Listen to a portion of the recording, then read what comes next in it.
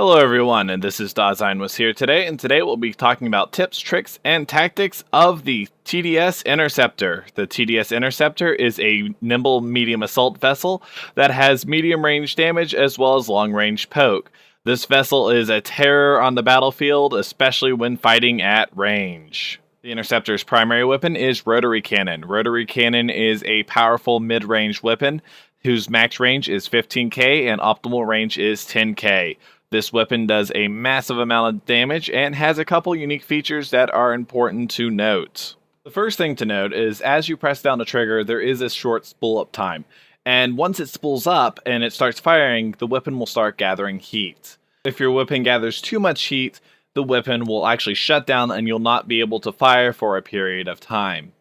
This is very important being as you'll actually have to watch in the corner of your HUD. You'll see this nice little red symbol with a flame in it, and you'll see where your weapon is on the heat scale. You'll also hear alarms before the weapon actually overheats and shuts down. You can also tell if your ship has overheated being as smoke will be coming off of your ship. The best way to keep your weapon from overheating is actually using the fanning system. Basically what that is you push your trigger down for a little while, you pull it off. You push your trigger down a little bit and you pull it off, but not enough for the weapon to have to re-spool up, but just enough that your weapon is regaining just a little bit of heat, and so it actually fills up a little bit slower. Another trick for managing your heat is only using your primary weapon when you're going to be guaranteed to hit the enemy. Being as if you're firing so far off at max range and you're missing quite a few of your shots, you're going to want to just stop firing at it a little bit.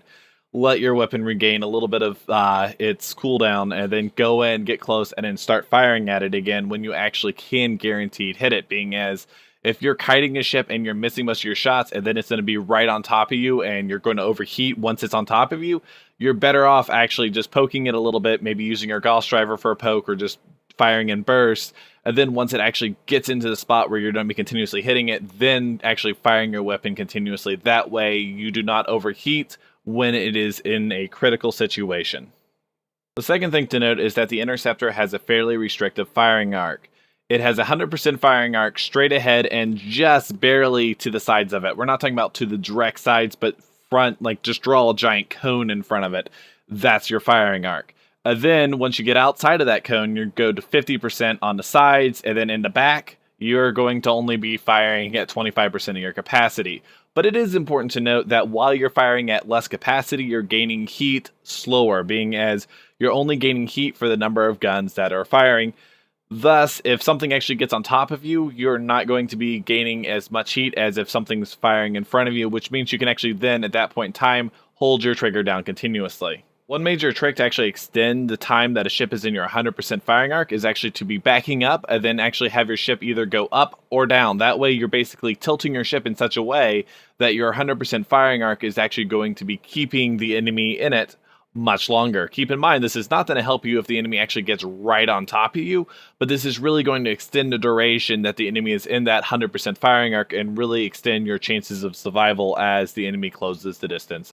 Rotary Cannon has 3 loadout options. The first one being your stock Rotary Cannon, which actually has a decent amount of burst as well as a decent fire duration, which is good in all scenarios. The next loadout option is Cryo Rotary Cannon, which actually has lower burst, but exchanges that for being able to fire over a longer period of time and gets rid of overheat much faster. And the final loadout option is Rotary Autoloader, which actually gives you great burst damage, but has the lowest fire duration of the 3 loadout options. The Interceptor's secondary weapon is Gauss Driver. Gauss Driver is the Interceptor's primary means of poking enemies at long range.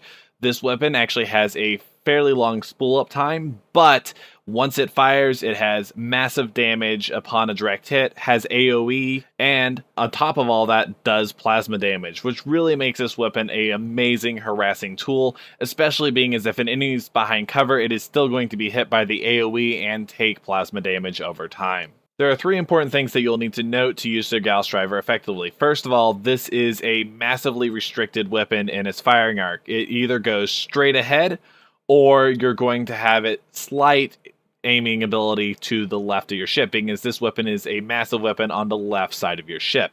This means you're going to actually have to have your ship oriented in the direction that you want this weapon to fire, and you're probably going to want to have the left side of your ship facing the enemy a little bit. That way you can actually have a little bit of room to keep the weapon moving, so that way you can lead a moving target during its long spool-up time. And the long spool-up time is the next thing you really need to note, being as that spool-up time not only is a fairly long time, 5 seconds to around 3 seconds depending on your loadout option, but your ship is actually slowed during that, which really means that you're going to actually have to have your ship already pre-oriented while you're firing that, as well as if you're being chased by something that is actually going to be able to really hurt you, you're probably not the one to slow yourself while you're slowly backing up, keeping it in your firing arc, being as that could easily get you killed. And the final thing that you really need to note is that the Gauss driver, if you're too close to it when you fire it, and you get hit by the AoE, you are concussed, which means you can't use any abilities, you're slowed, and your weapons will stop firing. This can be a major hamper in a fight, which means you really never want to be firing the Gauss driver at close range. You don't want to use it for long range poke. Gauss driver has 3 loadout options which you can equip. Your first one being your standard stock Gauss driver, which focuses on just pure raw damage and being able to hit enemies at range for that massive upfront burst. Your second loadout option is going to be your light Gauss driver, which trades doing a lot of damage to being able to fire it frequently, as well as it has a lower spool up time, which means you're able to quickly fire that off and continue on with the fight, and you'll be firing it quite a bit during a fight. And your final loadout option is Ion Gauss driver. Ion Gauss driver trades raw upfront impact damage for doing a lot of damage over time. This weapon also has a lower spool up time than your stock Gauss driver, but still has a longer spool up time than your light Gauss driver. The Ion Gauss driver really takes advantage of the AoE effect of Gauss driver, being as if you get hit by the AoE, you're going to be taking a lot of that plasma damage. So you're going to actually get more damage in those indirect fire situations where you hit that mining station and then hit several people behind cover, and they're going to be taking a lot more damage, but you're not going to have that raw upfront burst when you hit a target with the Ion Gauss driver. The Interceptor's first ability is Targeting Inhibitor. Targeting Inhibitor is an amazing ability, being as if you can hold that beam on an enemy and get it up to 7 stacks, their targeting range is dramatically reduced. This really allows you to fill your role as a ranged harass craft, being as now at range and they can't target you from that range. You are now sitting back there and you're not going to be able to be hit from smart guns. You're going to not be able to be targeted from missiles and fighters and other sorts of drones. So this really allows you to be at a distance harassing the enemy. And one other interesting little thing about Targeting Inhibitor is the fact that if your ship is not actually targeted, it is actually harder for their guns to actually converge on you. Yes, they can hit you by kind of firing out in a direction, but it is much harder for certain ships to hit you at range when you are not targeted. Targeting Inhibitor has 2 loadout options. The first one is your stock Targeting Inhibitor, which you hold on the target and then you move it up to its max stacks of 7. With this, it actually drains less energy than the other loadout option. Your other one is going to be Area Targeting Inhibitor.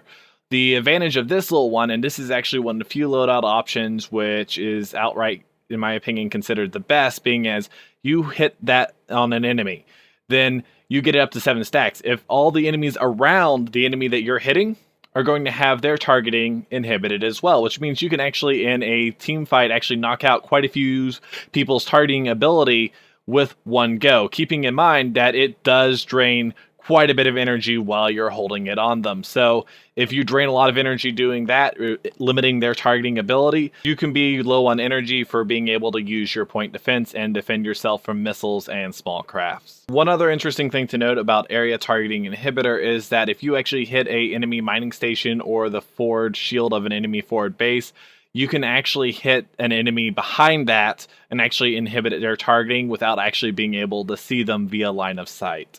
The Interceptor's next ability is Concussion Missiles. Concussion Missiles are very useful because unlike regular missiles which just do damage, these, if they hit the target, they do damage as well as they actually concuss the enemy for a very short period of time. This time is not enough to really hold the enemies down from a lot of abilities, but it does give you that nice little interrupt, which can interrupt key abilities like Blink from actually happening, really giving your ship a chance to actually take certain ships down before they can really be a problem. Concussion missiles have 3 loadout options, the first being your stock concussion missiles, which do good outright damage and has a small concuss. Then your next loadout option is your ion concussion missiles, which trade the outright early damage and trade that for a good damage over a time effect, and still has the nice little interrupt. And your final loadout option is full concussion missiles, which go in and trade a lot of the damage. So it's not going to do as much damage, but it is going to give you a 3-second concuss, which is actually quite big and actually allows you to do a little bit more than just interrupt a blink, but actually allows you to keep certain targets from being able to pop abilities long enough for you to actually kill them. And finally, the Interceptor has fighters, which is just a really good utility to have on any sort of assault vessel, being as they allow you to deal with enemy drones like slow drones, heal drones, ion drones, as well as they also allow you to deal with enemy buoys, which are really hard to get at, like shield buoys, propulsion buoys, as well as the tech buoys. So it really allows you to do quite a bit with just one nice ability. Keeping in mind, if you have none of those that you are able to deal with, you can just send them to the enemy to just do a little bit of extra damage. When flying the Interceptor, it's important to remember several things. First of all, you are a ranged harass vessel that has some really good maneuverability, but is really limited by its firing arcs. Which means to take full advantage of the ship, you're going to have to really plan out your route ahead of time and use your firing arcs correctly, or you're not going to get the damage off that you need to be able to win fights. This means that you're going to also want to plan cover, being as if an enemy can get on top of you, above you, or below you, you're going to really have a big issue, being as that firing arc is really going to limit your DPS and, in their case, probably not limit theirs. Which means you're going to want to be able to kite them to a point where you can either A, have killed them before they got to you, or B, kite them to the point where you can actually get to cover, get out of there, and then reposition. Being as a really good strategy is really to kite someone to a point to where you got cover, get behind the cover, jump home, jump back into lane, and then be able to focus them down again, which really extends the distance that you can be kiting. Also, as stated before, you're going to want to use that backup tactic where you back up and then angle your ship up or down. That way you can keep them in your 100% firing arc much longer. Another important thing to remember is keeping an eye on that overheat bar, being as that overheating will really drop your DPS and also can kill you in many fights, being as they will be in your optimal range where you could be doing the most damage to them, yet being as you overheat, you're not going to be able to get that damage off, and you wasted the heat that you gained when they're at a farther range and they were just in your max range but not in your optimal range. So you're really going to have to think about your overheat factor and keep an eye on the heat button, being as that's really going to affect how you're going to be kiting, how you're going to be assaulting the enemy, and you're going to have to deal with it accordingly. And as said before, the easiest way to help manage your heat is also to be either firing in burst or fanning to trigger in such a way that way you get maximum fire time on the enemy without really dropping your DPS too much. When flying the Interceptor, it's important to remember a lot of your abilities don't just do damage, but they also have some sort of utility with it, being as your concussion missiles, you're going to want to save those for key targets, like hitting a hunter before it blinks, or a venture before it heals. Hitting those ships at the right time can often give your team just a slight advantage that they need to be able to win certain fights. It's important to remember that your Gauss driver does AoE plasma damage, which is often enough to sometimes splash a hiding spot, see, oh, it's not just that one enemy over there, it's 3 enemies over there. So you guys know that, or keeping cloakers from being able to cloak. And of course, you also have your targeting inhibitor, which can be used on key targets in a fight to keep them from being able to target you guys or even their allies, which really can mess with targeting of certain abilities. As well as targeting inhibitor really does affect their minimap. They can't actually see the minimap when they're targeting inhibited, which really can help you in certain pushes. So let's say you have one guy backcapping in the other lane and you have 4 men. Try to quickly paint all 4 people, or if you have area targeting inhibitor, that's much easier. But if you can quickly paint 4 people and they can't see their map, it's really going to help slow down the reaction time. So keep in mind what's going on in where you are, so you can use your abilities to support your team, not just do damage or help you directly out in a skirmish. use your abilities for the team. I hope you've enjoyed this video on tips, tricks, and tactics of the TDS Interceptor. And if you've liked this video, please remember to like and subscribe. And as always, take care.